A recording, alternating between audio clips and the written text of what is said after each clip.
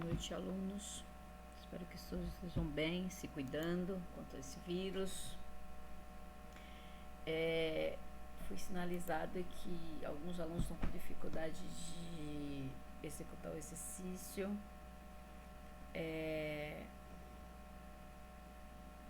Que não está claro.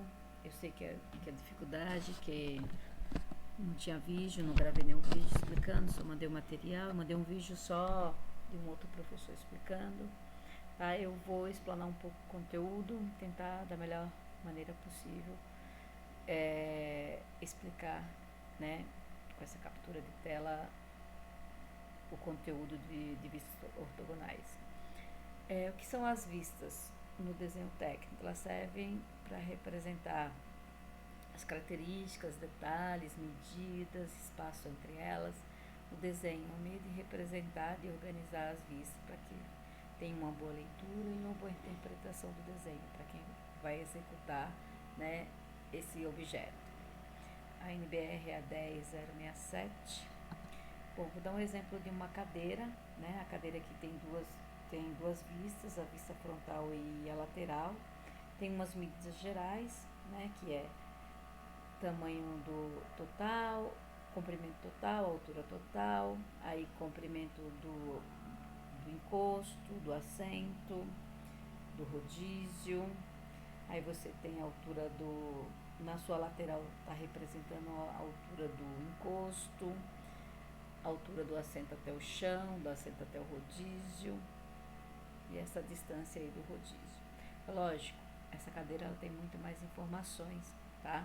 Ela tem mais detalhes porque ela tem materiais diferentes, compostos de materiais diferentes, tem espuma, tem metal, tem tecido, tem plástico e aí vai, ok?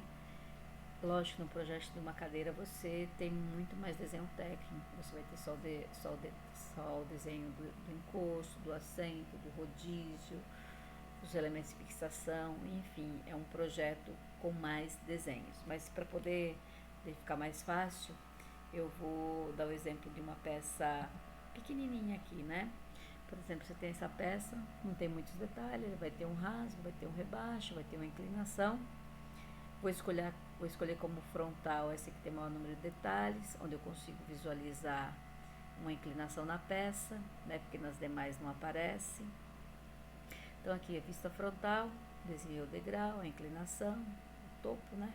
E ela vai aparecer na vista superior. Essa aqui é a minha vista superior. Depois eu explico porque a vista superior está embaixo da frontal. Então aqui aparece o meu degrauzinho, a área, aqui é a área da minha inclinação, o topo, e apareceu aqui, ó, uma linha tracejada, uma aresta oculta que a gente aprendeu anteriormente sobre os tipos de linha, e a aresta oculta é para representar o que a gente não sabemos que existe, mas não aparece naquela determinada vista, tá? É o caso desse rasgo aqui, que aqui não dá para saber se é passante, mas ele aparece aqui, ó, que ele vai de uma extremidade à outra, então ele é um rasgo passante, ok? Então, vista frontal, superior, lateral esquerda, desenho do meu lado direito, ok? Tô vendo a vista aqui de cima, aqui, espero que você consiga visualizar. Então, vamos lá, as principais definições, né, das vistas ortogonais, né, os conceitos básicos dessas vistas, ok?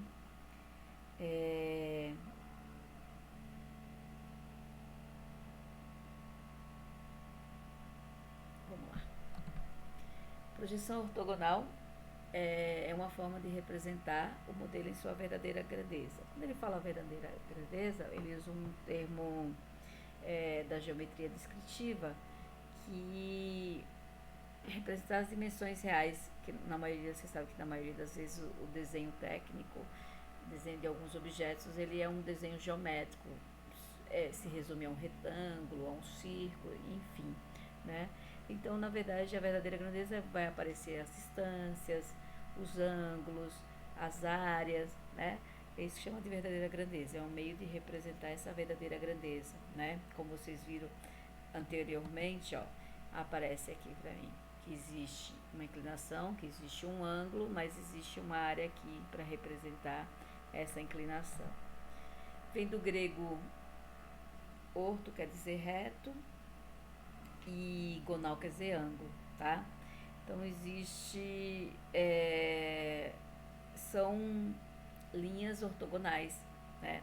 Linhas retas, que são linhas perpendiculares. São linhas perpendiculares. É uma linha horizontal e uma linha vertical, ok? Aí formando um ângulo reto, um ângulo de 90 graus. Aí você tem aqui um matemático chamado Gaspar Monge, que ele criou um método chamado biprojetivo, tá? Que ele, o que ele faz? Ele tenta organizar, né? O desenho tridimensional a gente chama de desenho espacial, né? Quando você consegue de alguma forma organizar essas vistas no espaço, né? Podemos chamar assim, organizar essas vistas aí no espaço espacial, porque a gente imagina, né, na verdade, e transformar e organizar ela no bidimensional. Então, trazer do tri e organizar isso no bi. Então, a gente chama biprojetivo. Então, ele criou aí alguns planos, né, plano vertical e plano horizontal, para organizar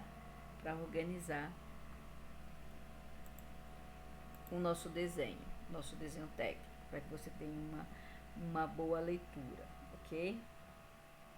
Então, foi o que ele fez. Ele criou esses 3 planos, né, que corresponde aí o tridimensional, ok? Que corresponde aí um tridimensional. E ele vai abrir, porque as vistas no desenho tem que representar abertas, né? Elas estão alinhadas e tudo, mas elas têm que representar no papel que a gente utiliza, que é o papel bidimensional, ok? Então vai aparecer 1, 2, 3, 4, 5, até 6 vistas aí para representar o objeto da melhor forma possível, ok? Então vamos lá. Ele imagina assim que eu sempre falo para vocês que a gente visualiza o objeto sempre tridimensional, né? Nunca bi. A gente sempre vê objeto com volume e tudo, né? Só que na hora de representar aí para se fazer uma leitura e para se detalhar tudo, por exemplo, você está vendo um objeto aqui tridimensional, eu consigo visualizar 3 vistas, tá? E as demais? E a direita, e a posterior, e a inferior, né? Então, assim eu não consigo, a não ser que eu tenha várias posições do objeto tridimensional. Então, ele achou uma forma de organizar essas vistas e eu consegui visualizar 6 vistas, né? Projetando essas vistas, eu consigo abrir esse plano e consigo visualizar 6 vistas representadas aí, ok? Vamos lá aqui. Como foi que ele fez isso? Lógico, a gente não vai ficar desenhando esse cubo, a gente não vai precisar ficar desenhando esses planos, é só para exemplificar como é que funciona, ok? Como é que funciona, como é que ele imagina, como foi organizado isso. Então, é a junção de 2 semiplanos, né, perpendiculares entre si, a palavra perpendicular aí, isso quer dizer que um plano na horizontal e outro plano na vertical, ok? Quando acontece isso, aparece aí um objeto tridimensional. Imagine que vocês têm um caderno ou um livro e vocês peguem e deixem ele a 90 graus, né? Aí já vai criar 2 planos. Então, a gente tem o primeiro e o terceiro diedro. No desenho técnico, a gente utiliza só o primeiro e o terceiro, porque existe um rebatimento de vista aí para organizar e separar as vistas, ok? O primeiro diedro é chamado de método europeu, que é o que a gente utiliza no Brasil, e o terceiro é chamado de método americano, ok? Que é utilizado em vários lugares também em outros países, ok? Vamos lá. Esse aqui é o quadrante do círculo trigonométrico que alguém aprendeu em algum momento aí. Como é que a gente imagina? Então, existiu primeiro, segundo, terceiro e quarto, tá? Então, eu faço o desenho aqui imaginando nos planos, no plano vertical e no plano horizontal, e eu rebato essa vista, porque essa vista tem que ficar bidimensional. Mas, para poder a gente enxergar, imaginar, né? Imaginar como essa peça é, como é que eu vou desenhar essa peça, como é que eu enxergo uma vista, como é que eu enxergo a minha vista superior, como é que eu enxergo a minha vista frontal, ou a lateral, ou as laterais que seja. Eu tenho um observador, que seria nós, né, digamos você, um objeto e um plano. No nosso caso aqui seria o observador vocês, alunos, o modelo, o desenho que eu dei para vocês abrir essas vistas, e o plano que seria aqui no nosso caso seria o papel, ok? Então lembre disso, seus elementos aqui para você fazer a projeção, um observador, um modelo e um plano. Tá aqui, ó. Imagine aqui que tem um plano na vertical, tudo no primeiro diedro você vai ter o observador, o objeto e o plano. Então tudo que eu vejo aqui eu rebato no meu plano lá no fundo, apareceu aqui, ó, um quadrado e a bolinha do cubo. Tudo que eu vejo em cima representa no meu plano horizontal, e tudo que eu vejo na minha lateral esquerda representa no meu plano direito, ok?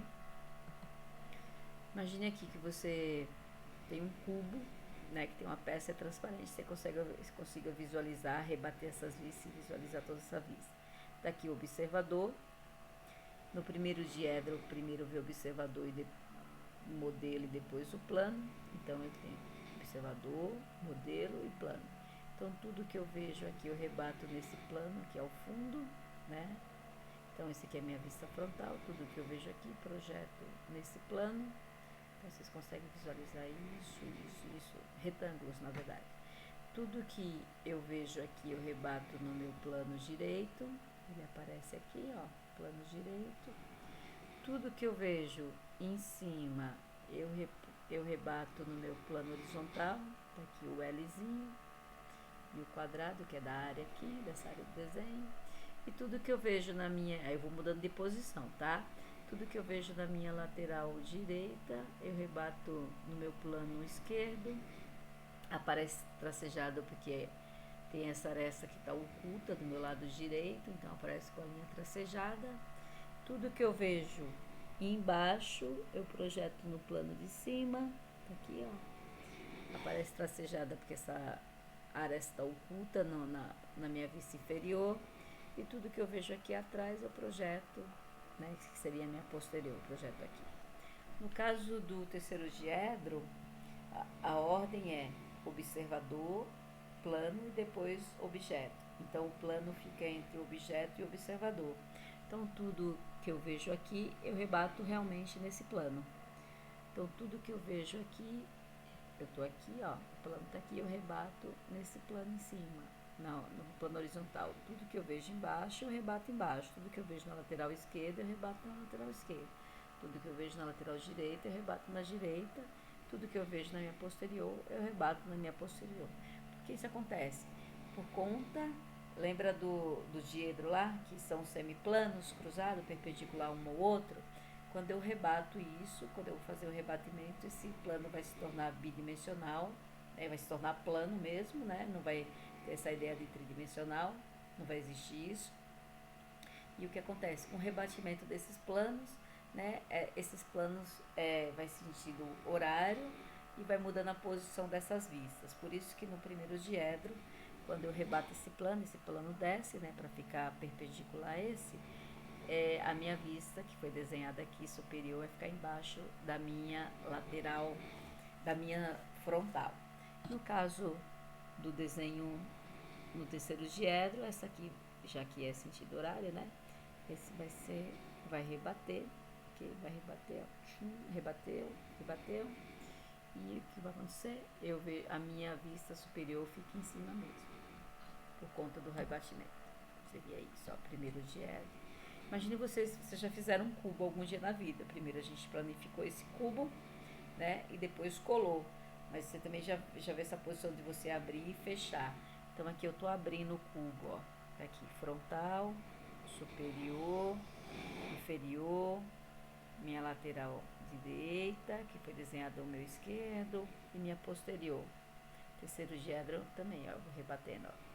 Rebati, foi rebatendo, né? Até abrir, pessoal, vou mostrar um desenho melhor. Tá aqui, ó. Que tá no primeiro diedro, ó.